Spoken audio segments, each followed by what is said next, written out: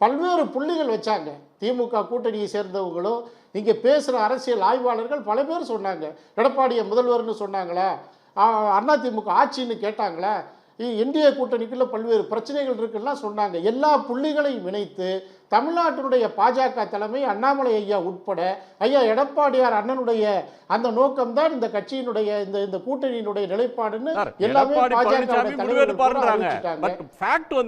கடந்த 2 முறை சென்னைக்கு தமிழ்நாட்டுக்கு வந்த பிரதமர் மோடி அவர்கள் 2 முறையும் முதலமைச்சராக மீண்டும் எடப்பாடி பழனிசாமி அவர்கள் ஆக்குவோம்னு எங்கேயும் பேசல.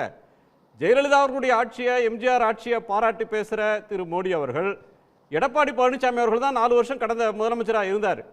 அவருடைய 4.5 வருஷ ஆட்சியை பாராட்டி அதே மாதிரி திரும்ப சிறந்த ஆட்சியை கொடுப்பாருன்னு அவர் பேசல. சோ இதெல்லாம் ஊகங்களுக்கு வழி வகுக்குது இல்ல.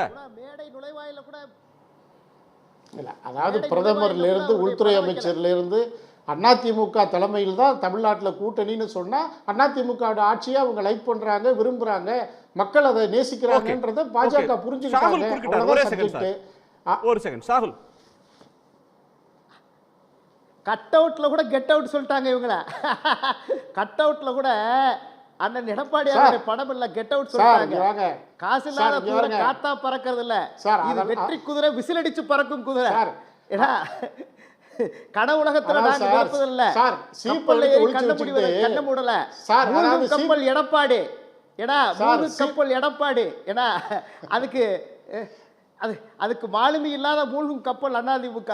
ஏன்னா அதனால காசு இல்லாத குதிரையில நாங்க காத்தாவும் பறக்கல, நாங்க வெற்றி குதிரைகளை விசிலடிச்சுக்கிட்டு பறந்துகிட்டு இருக்கோம்.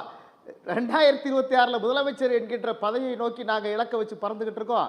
நாங்க கப்பல்ல ஏறி கண்ணவு மூடல, நீங்க மூழ்கும் கப்பல், அந்த மூழ்கும் கப்பல்ல நீங்க ஏறிக்கிட்டு காப்பாத்துங்கன்னு இந்த வெற்றி குதிரையை நோக்கி சத்தம் போடுறீங்க.